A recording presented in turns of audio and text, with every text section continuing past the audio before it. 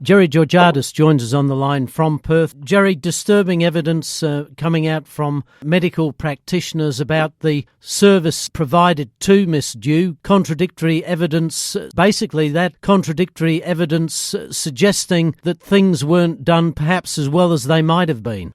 They were inadequate, they were substandard. That's come out clear as the light of day. And there have been some admissions by doctors and triage staff that the full suite or secondary examinations weren't as comprehensive as they should have been. So the admissions are already there. But it's quite visible to even a layperson, let alone to specialists who have also come out with adverse findings about their colleagues, that it was substandard care and it was a lack of the full suite of treatment and observation. So the question needs to be asked, was it incompetence? Were they incompetent, or was it purely a mix of racism, classism and sexism in this case, or whatever, out of a presumed disorderly Aboriginal woman in the company of police officers? So these are the questions that have been asked. Headland Health Campus has categorically denied allegations of racism, institutionalised or structural racism. They don't have an understanding of what racism actually means. They've implemented cultural awareness programs, they've said, but if they've done that and had cultural awareness training and anti-discrimination training, that understand and have to acknowledge that racism, structural and institutional, exists in every workplace, in every instrument, in every health campus, in every police station, within our legal system. Racism is everywhere, and it's about how to respond to it and how to make sure that even amongst good and well-meaning people, that wash of stereotypes doesn't impact their assessments. And it's clear that wash of stereotypes of an impoverished Aboriginal woman did actually affect their judgment, and also of the police. Questions will be asked of them. Sadly, these questions will not be asked before the end of this year. The coronial inquest will now continue in March of next year because not enough time was allocated to it by the coroner. 2 weeks were allocated. It's proven to not be enough time to get in all the witnesses, and none of the police have actually come up before testimony, despite the release of the footage of the police in the police watch house in Headland, and it's shocking. It's shocking, the treatment. It's disturbing. It's more than disturbing. It's an abomination, moral and otherwise, the way they treated her. And the one question that I have, and I'm hoping that the lawyers ask, that I've put to lawyers to actually ask. There are 12 lawyers assisting the counsel and the coroner, the counsel to the coroner, and we've also got 4 other lawyers as interested parties who are also part of proceedings. But the question that I want to have asked is, when the police found Ms Dhu in the police cell, and it's on CCTV footage, appearing lifeless, why didn't they resuscitate her? Why didn't they use their high-level first aid skills to try and get her to respond, to resuscitate her? They lifted her arm and dropped it, didn't take her pulse, didn't check her for breathing. It's just beyond me. I also have high-level first aid training, and it would be my first instinct. Even if I didn't have high-level first aid training, it would be my first instinct to check for breathing, to check for pulse, and to attempt resuscitation with whatever skills I had. And they did none of that. Instead, what they did was step outside, and this is on the CCTV footage.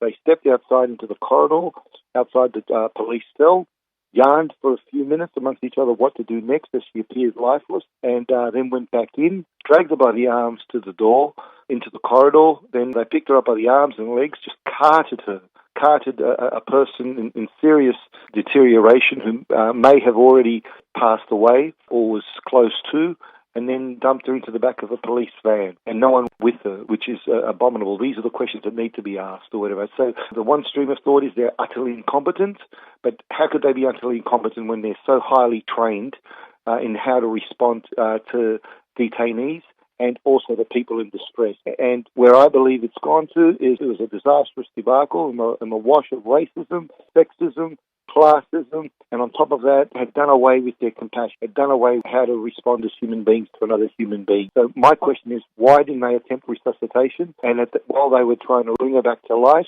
have someone on the phone to the paramedics to advise them, and then also get the ambulance to come in concomitantly, not to drag out this woman in the poorest of state. Look, the medical staff have actually said that the young woman, Ms Dhu, appeared to have died a couple of hours before she had been taken out of the van. So they believe she either died in the back of the van or in the police cell.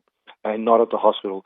They attempted to resuscitate her at the hospital. They spent 45 minutes immediately upon recognising that she was without pulse and breath, and they were doing that for 45 minutes while they had seen signs of her having gone blue and appearing lifeless.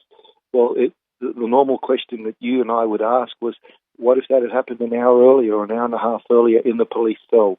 Would they have possibly brought her back to life? That we'll never know, because they didn't even do that. People across the country have been watching on with great interest for 7 to 10 days, taking in the flow of information.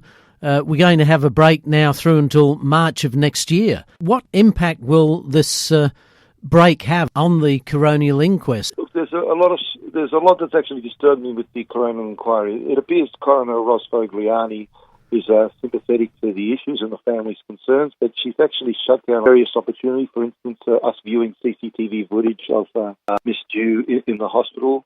Counsel assisting the family have actually asked that CCTV footage to be shown. Coroner Fogliani has actually knocked that back, saying that she can make a finding without that, but I find that hubris. I find that extraordinary. I find that anything else that could inform what went on, and it could actually also have medical personnel or police actually better respond to seeing themselves on screen from the fly-on-the-wall vantage, rather than how they remember it, and then respond to what they've actually put out in statements, I think is highly conducive to understanding whether there is institutional racism, structural racism, which is a given. It's visible. I can speak with some authority, having done my doctoral research in racism and the ways forward, having the lived experience of racism since a young toddler and my first understandings of racism in this country. So it's a given that institutional racism was there to wash the stereotypes, negative stereotypes that haunt so many Aboriginal and Torres Strait Islander people, came to haunt Ms Dhu. But in terms of your question of the momentum of this interruption, and that we've got to wait till March of next year, well, for the family, it's a betrayal. They're in a lot of pain, a lot of grief. Carol, the grandmother, was crying today. Sean Harris is devastated by it after, holding together a year-long campaign. How much more longer can these people sustain the courage that they've had to do this all, not just for Ms Dhu, but for all of us? We all need to get closure on this issue and a legacy of change from it. And for Mother Delaroe, who the last few days hasn't been able to front up at the coroner's court. But some of the momentum may have been lost. But I think, we've got no choice but to pick it up again in March and to sustain it over the break. The police were under a lot of pressure at the moment. The government was actually under a lot of pressure for a legacy of change. And look, it doesn't get anywhere worse than in Western Australia. The more west we go across the country, the worse the hits on Aboriginal and Torres Strait Islander people, the highest arrest rates in the country, the highest jailing rates, the highest suicide rates of Aboriginal and Torres Strait Islander people are Western Australia, the mother of all jailers, the mother of the worst of the statistical narrative. And in 2013, there were 10,000 move-on notices issued to Aboriginal and Torres Strait Islander people in Western Australia. 10,000 move-on notices out of a population of 80,000 Aboriginal and Torres Strait Islander people. 1 in 13 of all Aboriginal adult males is in prison today in Western Australia. So there's no greater onus anywhere else in the nation for change than it would be here in Western Australia. We're still jailing fine defaulters 27 years after New South Wales actually prohibited the jailing of fine defaulters. Here on the western seaboard, we're still jailing fine defaulters. In other words, the poor, the impoverished, and the mentally unwell, the troubled, all these people finishing up in jail, and they're not criminally minded. And, you come out of prison worse than what you went in. That's my general experience working with people pre- and post-release. Look, we needed the police to actually front up and speak to their responses, and we probably needed it now. That probably would have moved along the implementation of the custody notification service here in Western Australia. That would have probably moved along the implementation of alternatives to fine defaulting, or an end to the jailing of fine defaulters in Western Australia, and we may have seen that this side of Christmas. I have heard from high-end, high-profile police officers, so have the family, Sean Harris and Carol and Delaroe, that the custody notification service is on its way. But for goodness sake, why wouldn't they announce it today? Why wouldn't they have announced it last week? That would relieve some of the burden off the families, some of the tension, some of the angst. It would spread back some love. But what I'd like to see, and what I'm calling for, and is compensation for the family. There must be compensation for this family. It was a tragic death on all counts. It was negligence, stupidity, and racism, sexism, classism, all the whole brew that cost this young woman's life. It was a domestic violence incident, an alleged domestic violence incident. They were called out to assist her, then they finished up jailing her. She was without an advocate, and all judgments were left to police and medical personnel who surely must come someday to admit that they were washed by the stereotypes that we've been talking about in this program, in this interview. I'd like to see compensation for the family, the trauma recovery for the affected family members to assist them along with that, and particularly compensation for the 5 siblings of Ms Dhu, 5 young siblings. 4 of them are younger than Ms Dhu, the youngest 10 and 11, and they need to be assisted with trauma recovery, psychosocial counselling.